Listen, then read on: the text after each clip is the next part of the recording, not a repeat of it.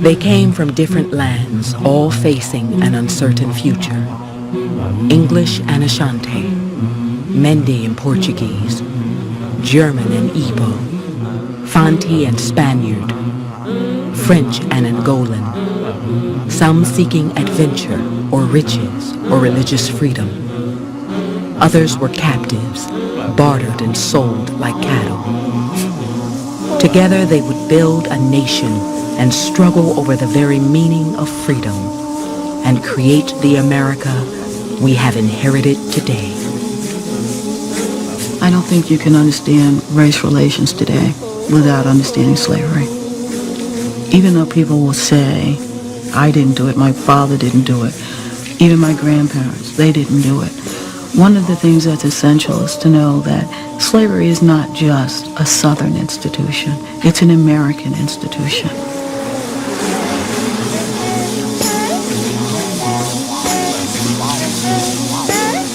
What evolves in North America is a belief system where to be black meant to be a slave and to be a slave meant to be black.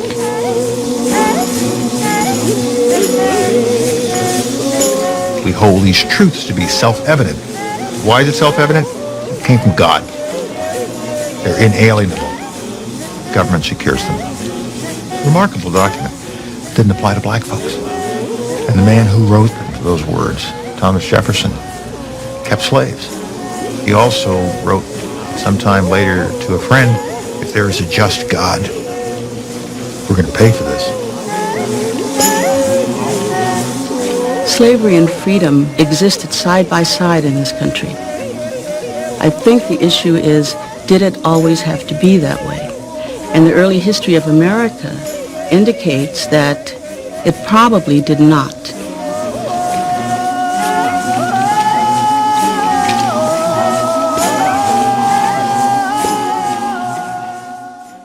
Your country, how came it yours? Before the pilgrims landed, we were here. Your country, how came it yours? Before the pilgrims landed, we were here.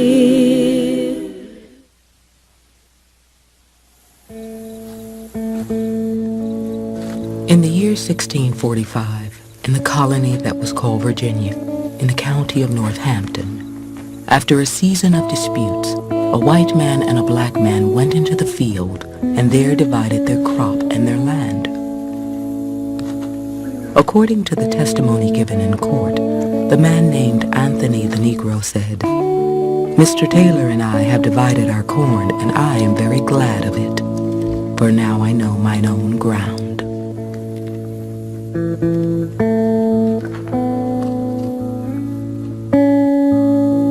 In America, it seemed, all men would be equal, all men would be free.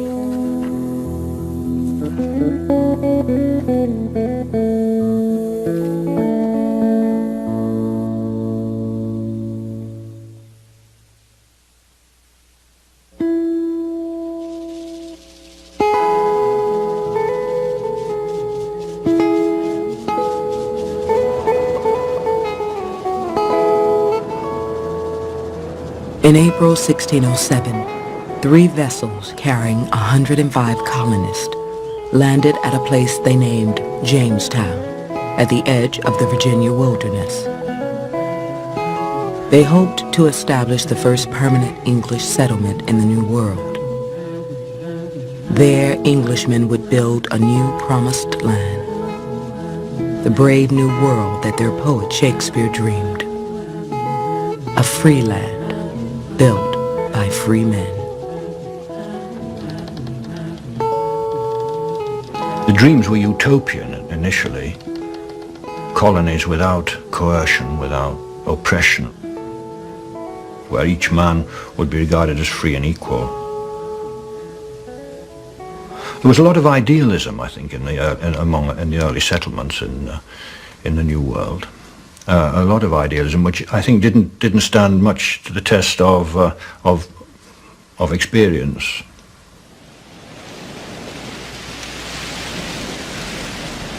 Englishmen believed that their God had ordained them to spread his word, and that they had the God-given right to drive out all unwilling to live according to English law. But in the first 2 years, the colonists learned that they were unprepared for life in the American wilderness.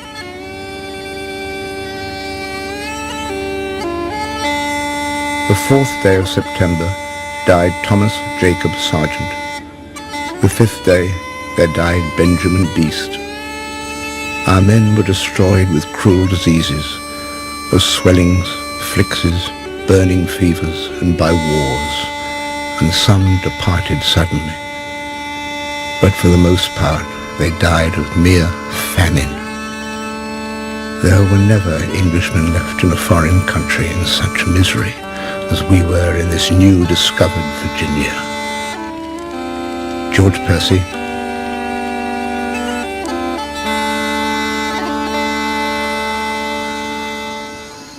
In 1609, 500 settlers lived in the Jamestown colony.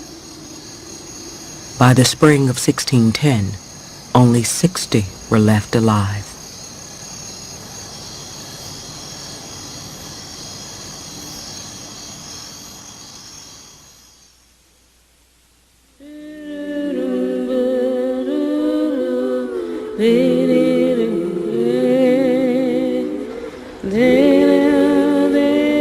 About the latter end of August, a Dutch man of war arrived at Point Comfort. The commander's name, Captain Jope. He brought not anything but 20 and odd Negroes, which the governor bought in exchange for food. John Rolfe, Virginia colonist.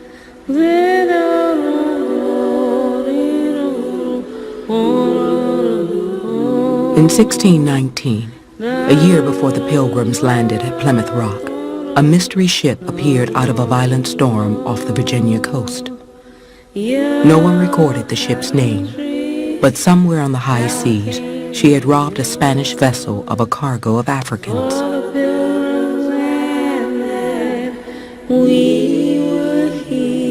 In search of supplies, she traded the Africans for food.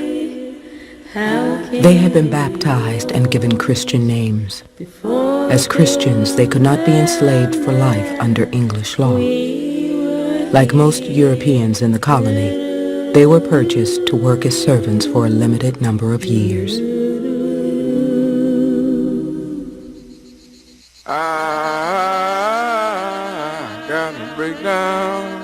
The new arrival supplied much-needed labor for the tobacco crop that was making men rich. Settlers were planting tobacco in the streets of Jamestown, carving plantations out of the surrounding wilderness, and shipping some 60,000 pounds a year back to England. Once tobacco is established as a viable commodity, then the more land you control, the bigger profits you can make. And in order to make those profits, you need more labor, and you look for that labor wherever you can find it. Well, the colony builders initially intended to rely almost exclusively on white indentured servants as a labor force to cultivate the crops that were being grown in Virginia, principally tobacco.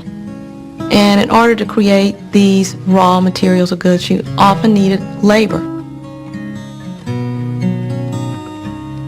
Here's a health to the company and one to my life. The world the Africans entered was controlled by wealthy Englishmen and populated by the English poor, most under the age of 25.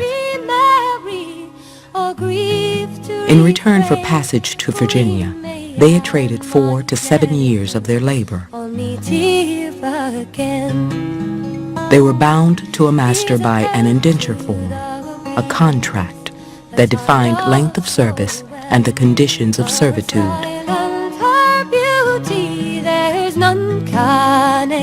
Most were promised freedom dues after their service, a bushel of corn, a new suit of clothes, and 100 acres of land. Under Virginia's head right system, a planter was entitled to 50 acres of land where each servant brought into the colony. The issue always was how long that indenture would be and under what conditions you would be forced to work. At its best, it was a short, friendly apprenticeship. At its worst, it was a long and exploitative situation in which you might die before you ever obtained your freedom. By 1622, 3,000 new settlers drawn by the opportunities of the tobacco boom had arrived in Virginia. 2 years later, the first Negro child was born in the colony. He was named William Tucker, after a Virginia planter.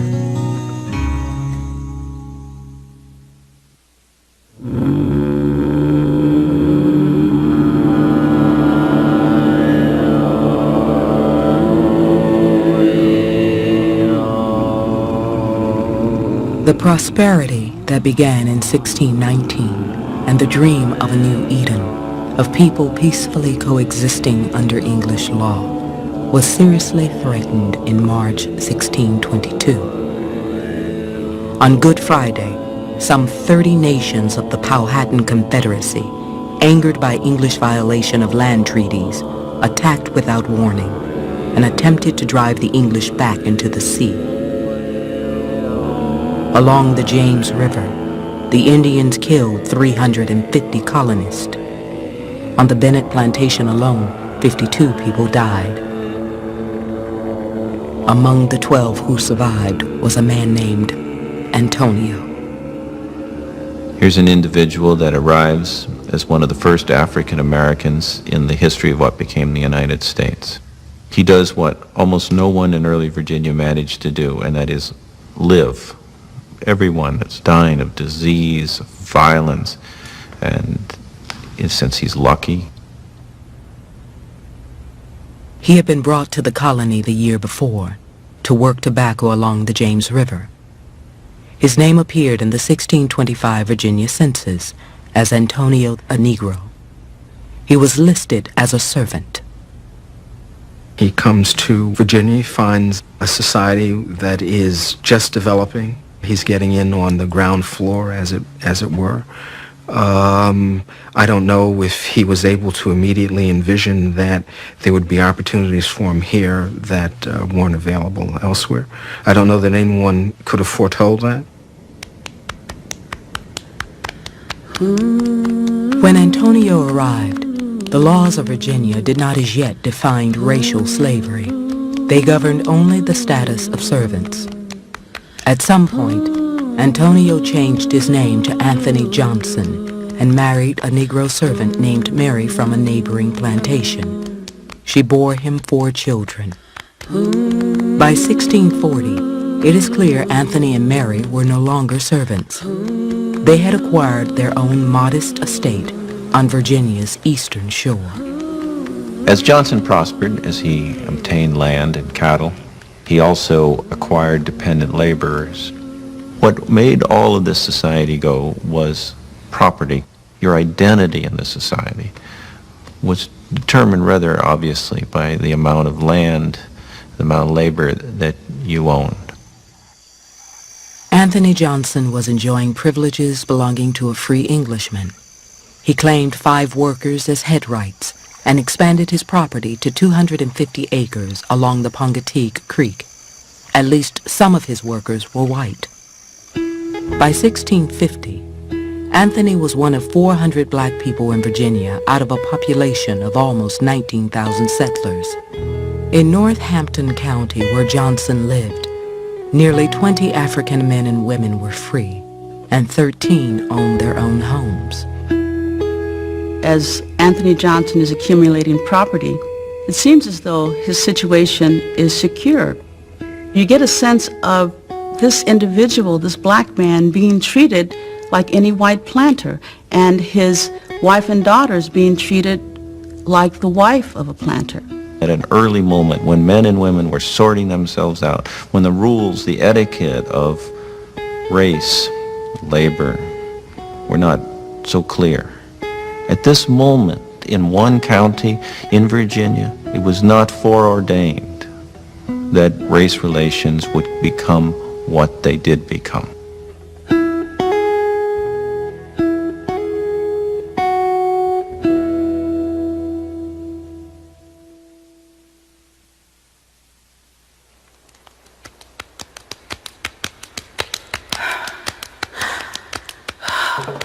In 1640, the year Anthony Johnson purchased his first piece of land, 3 servants had run away from a Virginia plantation and headed for Maryland.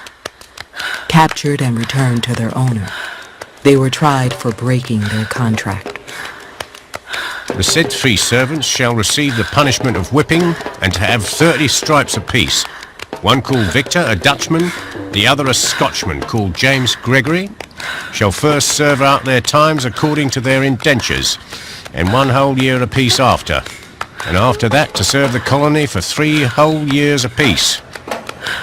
The third, being a Negro named John Punch, shall serve his said master or his assigns for the time of his natural life. Jamestown Court Recorder. The time of his natural life. According to all the legal records that survive, no white servant in America ever received such a sentence.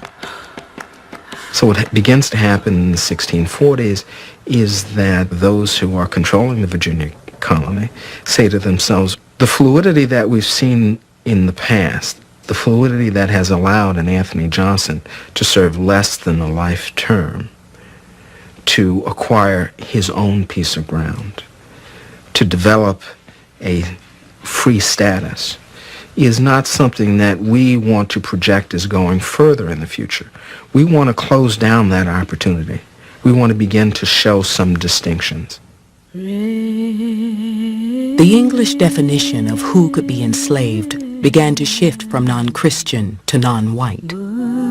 For Anthony and other Africans in America, the idea of an equal chance in the colonies was now under attack. In 1641, Massachusetts became the first colony on the British American mainland to recognize slavery as a legal institution. Connecticut followed in 1650, Maryland in 1663, New York and New Jersey in 1664.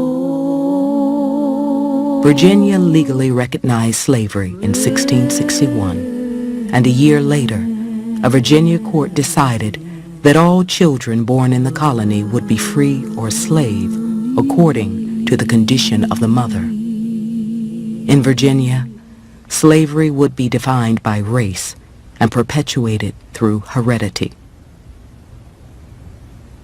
Perhaps in the middle of the 17th century, if you were one of several thousand Africans living in Virginia, you certainly knew that your children would be free. You might have that expectation. And to suddenly find themselves involved in lifelong servitude, and then to realize that in fact their children might inherit the same status, that was a terrible blow. That was a terrible transformation.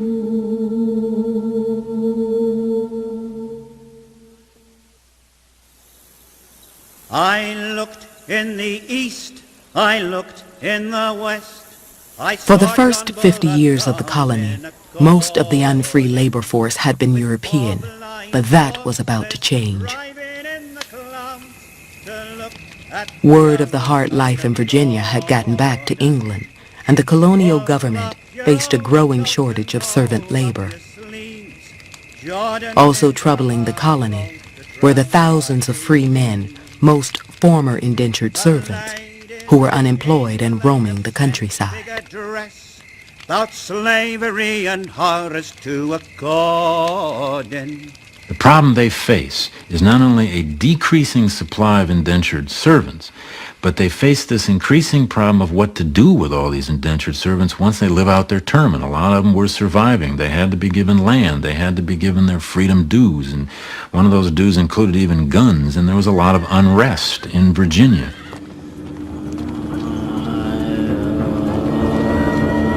In 1661, servants rebelled in York County. 2 years later, Gloucester County authorities foiled a plot by 9 servants to steal arms and ammunition and march on the seat of colonial government. In 1676, the unrest in Virginia exploded into civil war. An army of 500, free men, servants, and slaves, rebelled against the colonial establishment's restriction on available lands. They attacked peaceful Indians, ransacked property, and burned Jamestown, sending the governor into hiding. This disorder that the indentured servant system had created made racial slavery to Southern slaveholders much more attractive, because what were black slaves now? Well, they were a permanent, dependent labor force who could be defined as a people set apart. They were racially set apart. They were outsiders. They were strangers. And in many ways, throughout the world, with a couple possible exceptions, slavery has taken root especially well when the people who are enslaved are defined as strangers, as outsiders, and can therefore be put into an inheritable, permanent status of slavery. I understand there are some slave ships expected into York River now every day. I desire you to buy me 5 or 6 slaves, whereof 3 or 4 to be boys, a man and a woman. The boys from 8 to 17 or 18, the rest as young as you can procure them. William Fitzhugh, Virginia Planter, 1681. Few ships coming from Africa made the voyage beyond the Caribbean to sell their cargoes on the mainland of British America. In 1672, the King of England chartered the Royal African Company, encouraging it to expand the British slave trade. Shareholders included 15 English lords and 25 sheriffs, the governor of Virginia, and John Locke, the philosopher of liberty. In its first 16 years, the company transported nearly 90,000 Africans to the Americas. In the last decade of the 17th century, it was possible to imagine that in a single year, the number of new Africans arriving would equal the total black population in the colony, or close to it. These were men and women that had no sense of the world they were getting into, and they seemed to whites as very alien, foreign, unknowable.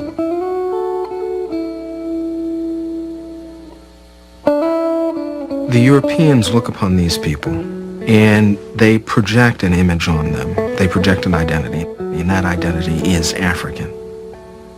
What that means is non-American. What that means is non-European. What that means is separation. All servants imported and brought into this country who are not Christian in their native land shall be counted and be slaves. If any slave resists his master correcting such slave, and shall happen to be killed in such, it shall not be accounted felony. If any Negro shall absent himself from his master's service and lie hid and lurking, and if he shall resist any person employed to apprehend the said Negro, then it shall be lawful for such person to kill the said Negro. Virginia General Assembly, June 1680.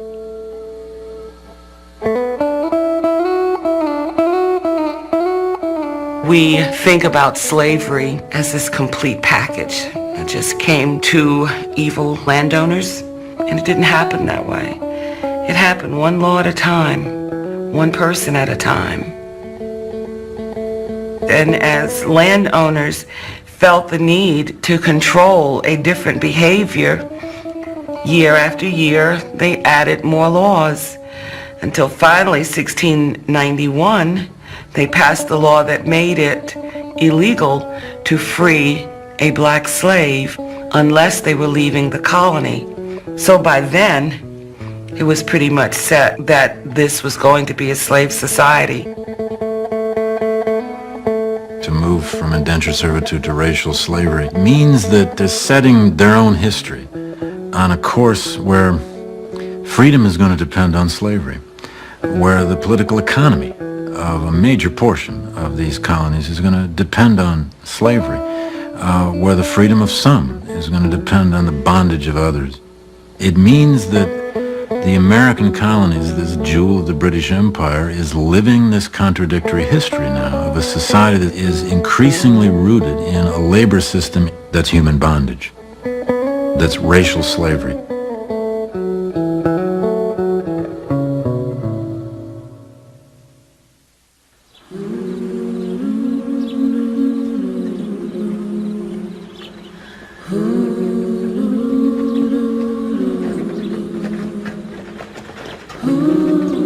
Anthony Johnson moved his family out of Virginia and north to Maryland. There he leased 300 acres he called Tony's Vineyard. On that farm, Anthony Johnson died. Back in Virginia, a jury decided that the land Anthony had left behind could be seized by the state because he was a Negro and by consequence an alien. One wonders how Johnson would have viewed this changing world of Virginia. He lived a very long time. He survived and did quite well by the standards of the day, building up properties, hundreds of acres, and cattle. By the standards of the time, anyone would say he did quite well. There's no reason to believe, as of, say, the 1670s, that the Johnson family is going to be squeezed out. Within a few years, Anthony's grandson John purchased another 44 acres, and in memory of his grandfather's homeland, called the farm Angola. By the time the end of the century came, Anthony Johnson's children and grandchildren may well have been fighting to stay free. Many free people were sold into slavery. No, they couldn't prove that they were free. They had no way of letting anybody know that they were free. So if a plantation owner came by and said, "This is my slave and I want to sell him," you were sold.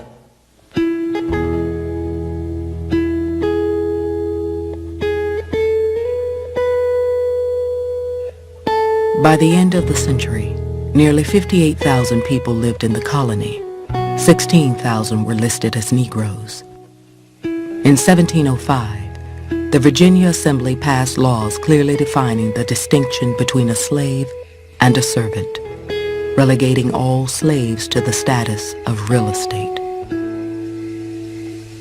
The next year, John, the third generation of Johnsons in America, died without an heir. That would be the last mention of the plantation named for Anthony's birthplace. Angola Plantation, like the Johnsons themselves, disappeared from the record books of colonial America.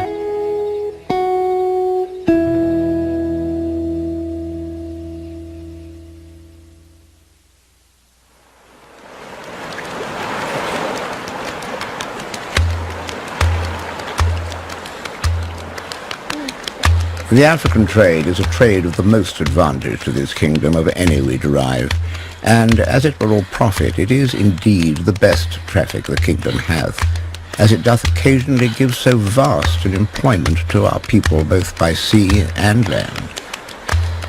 John Carey, Bristol, England. In 1698, the English Parliament ended the monopoly of the Royal African Company on the African slave trade.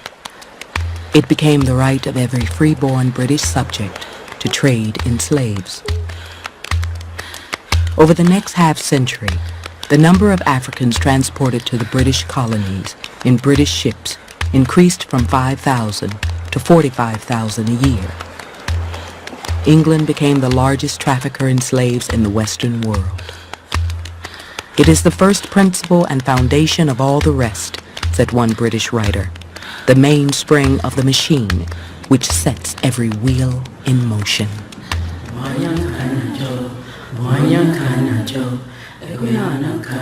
He was born Igbo, the son of a tribal elder, the favorite of his mother. He died an Englishman, the father of 2 daughters, and the husband of an English woman. At the age of 11, Olaudah Equiano was kidnapped by Africans and sold to Europeans.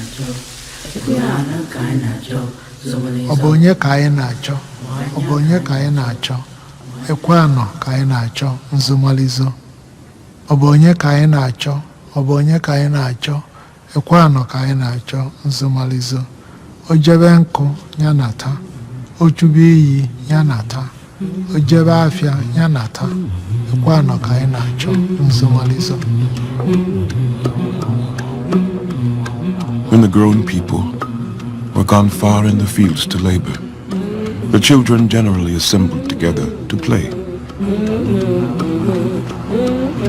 And some of us often used to get up into a tree to look out for any assailant or kidnapper that might come upon us.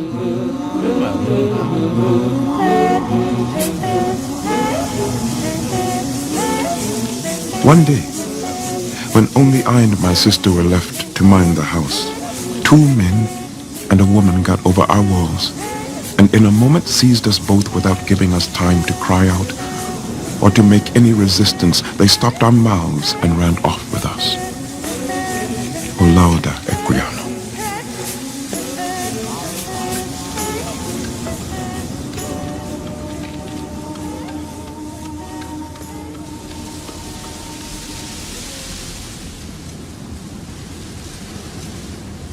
Obonye ka anyị na-achọ, obonye ka anyị na-achọ, Equiano ka anyị na-achọ, nzumalizo. Obonye ka anyị na-achọ, obonye ka anyị na-achọ, Equiano ka anyị na-achọ, nzumalizo. Who are we looking for? Who are we looking for? It's Equiano we are looking for, nzumalizo. Has he gone to the stream? Let him come back. Has he gone to the market? Let him come back. Has he gone to the farm? Let him return. It's Equiano we are looking for, nzumalizo.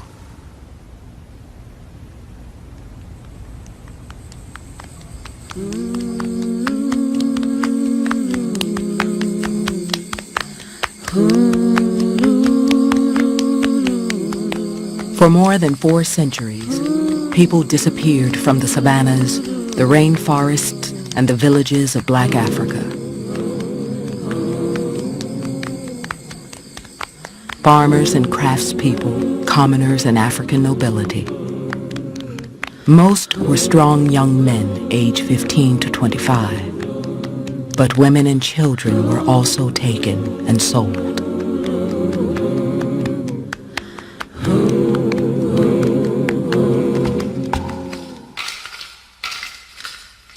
To obtain slaves, Africans waged war, destroying communities, stealing people. To escape the spreading violence, many moved into the interior, abandoning family compounds, farms, entire villages.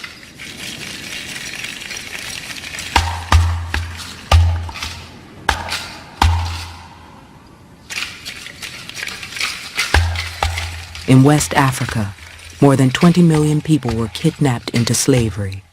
Only half would survive the journey to the coast. The boy Equiano was one of the survivors.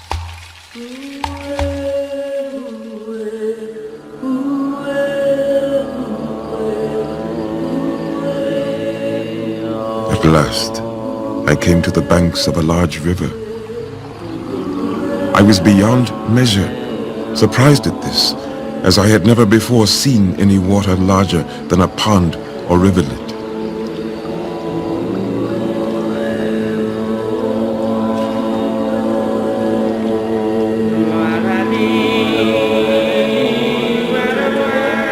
And to my surprise was mingled with no small fear when I was put into one of these canoes and we began to paddle and move along the river. On the journey to the coast, Equiano passed from one African master to another. Once he was sold for 172 cowrie shells. He learned 3 different languages, traveled some 800 miles, and encountered people and customs unfamiliar and frightening to him.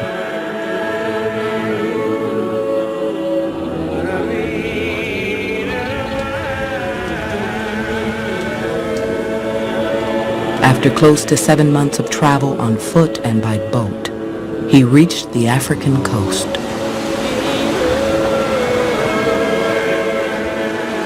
The first object that saluted my eyes when I arrived on the coast was the sea, and a slave ship which was then riding at anchor and waiting for its cargo. These filled me with astonishment that was soon converted into terror. O lauda equiam.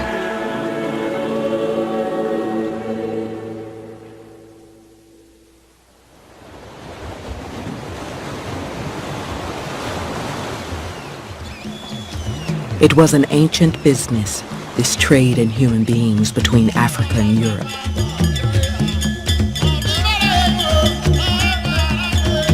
"50 years before Columbus sailed to the New World, Portuguese explorers had sailed to West Africa. At first seeking gold, they built a fort in 1482 and called it Elmina, the mine. The Portuguese pointed their guns toward the Atlantic to guard not against Africans, but against European competitors. Over time, the castle changed hands from the Portuguese to the Dutch and finally the British. And the trade changed from gold to human beings.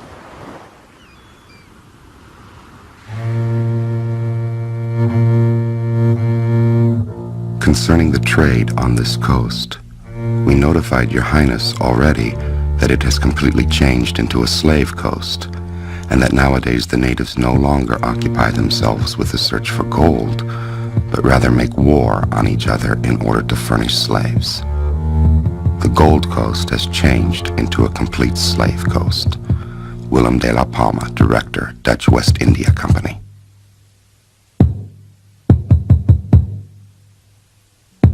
Along the west coast of Africa, from Senegal in the north to the Cameroons in the south, the Europeans built some 60 forts and castles, warehouses for European merchandise and for African slaves. Called factories, they were commercial centers where agents or factors traded rum, cloth, and guns for human beings and gold.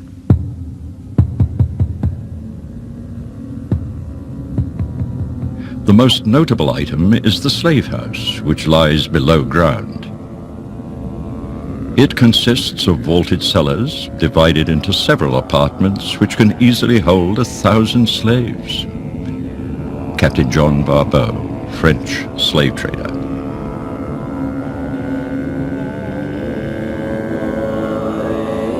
In dungeons built deep into the ocean rock, people waited. Sometimes a day, sometimes a year. These chambers would be their last memory of Africa. When a slave ship arrived and anchored off the coast, they would be led out from the darkness to the beach.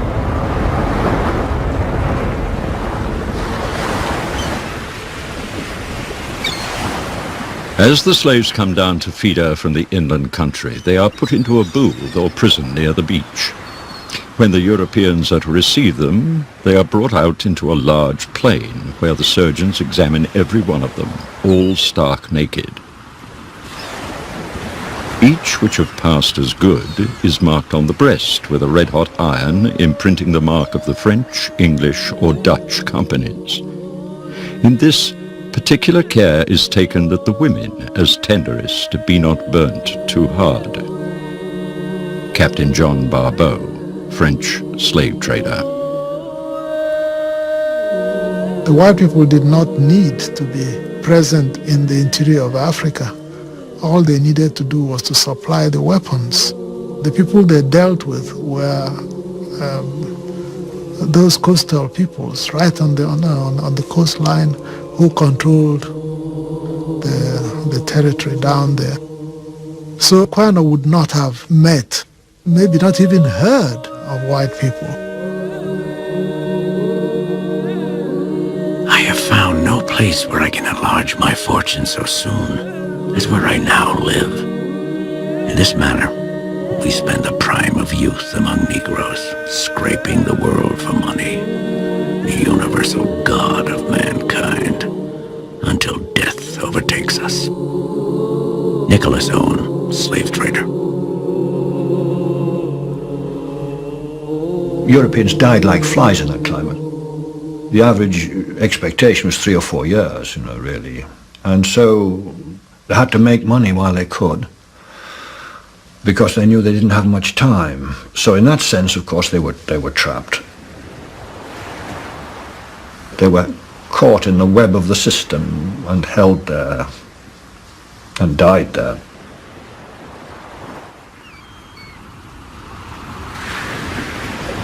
The Europeans made more than 54,000 voyages to trade in human beings. No one will ever know the exact number of people taken from the shores of West Africa, but more than 11 million have been counted in the records that remain. Most headed for South America and the Caribbean islands, some 500,000 to the mainland of North America.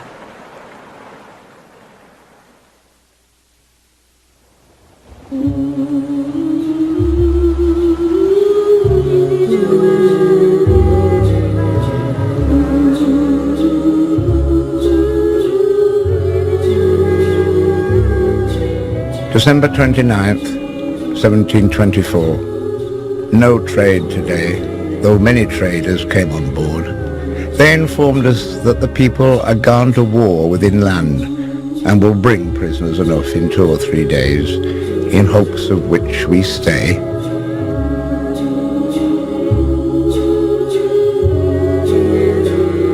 December 30th, 1724.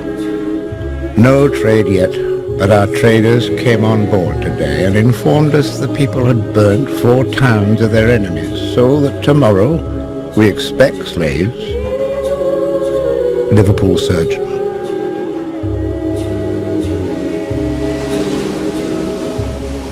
Received on this cargo 46 men, 34 women, 14 boys, 6 girls, and 147 chests of corn. The rest of the goods delivered onshore to Cape Coast and Accra to Mr. Harbin. William Dexter, ship's captain. Ship captains were cautioned not to buy all their slaves from one place. Africans who knew each other, who spoke the same language, were more likely to conspire and rebel. There would be maybe 25 seamen and the ship's officers. There might have been a crew of 30. And these 30 had to control maybe 300 men, black men and women, who were aware of being abducted and who were desperate and who were dangerous, because they were obviously waiting to seize any opportunity that was offered to rebel and to take over the ship and to kill the crew, and that did happen fairly frequently. The only way that this could be contained was by a system of fear.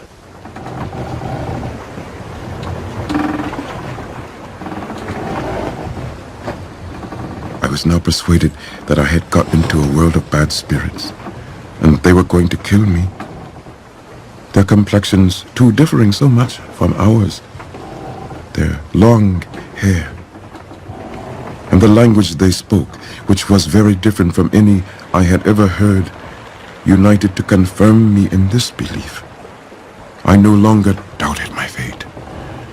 I asked if we were going to be eaten by those white men with horrible looks, red faces, and long hair. O lauda equion.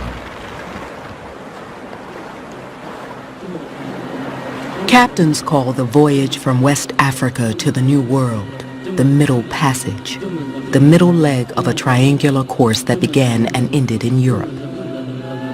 From English ports, ships sailed to Africa to trade goods for slaves. Then the human cargo was taken to the Americas and traded for raw materials, which were then carried back to England and sold. The crossing from Africa to the Americas usually took 60 to 90 days, but some voyages took as long as 4 or even 6 months. Bad weather and sickness could turn any trip into a nightmare. The cramped quarters of ships being packed in such a way that a slave will be between the legs of another slave and having to lie in the feces. The lack of air, the longer this trip takes, the more suffocating.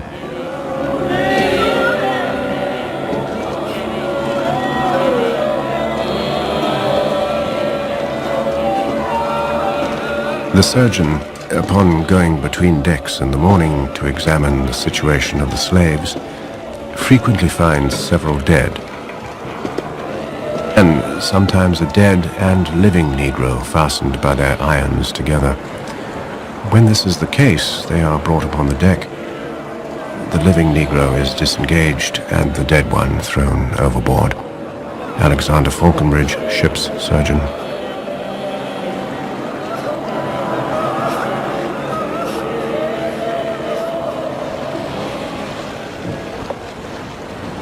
There are no doubt people who went mad. Inability to communicate, decisions having to be made, and this person is suffering as yourself. Does one help? Does one simply try to make it the best that one can alone, not knowing where am I being taken? What is my fate? For weeks, months, depending what the point of origin was.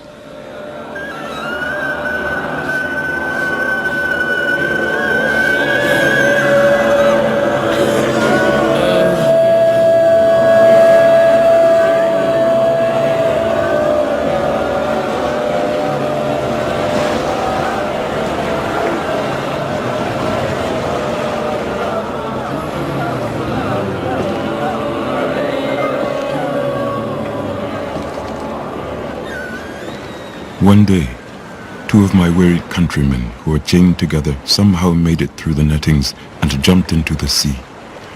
Immediately, another quite dejected fellow also followed their example, and I believe many more would have very soon done the same if they had not been prevented by the ship's crew, who were instantly alarmed. Ulauda Equiano. The idea, I think, was that the slave cannot be allowed to die by his own will and intention. He cannot be allowed to die voluntarily.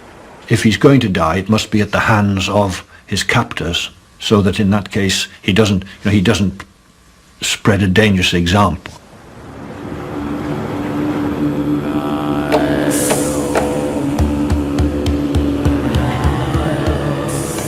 Monday, 11th December. By the favor of divine providence, made a timely discovery today that the slaves were forming a plot for insurrection.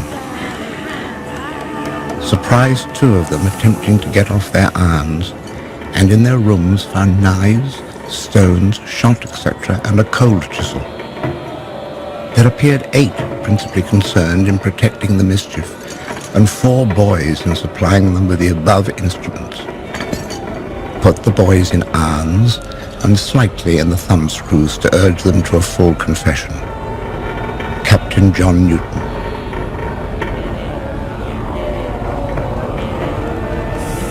We stood in arms, firing on the revolted slaves, of whom we killed some and wounded many. And many of the most mutinous leapt overboard and drowned themselves in the ocean with much resolution. James Barbeau, English sailor, 1701.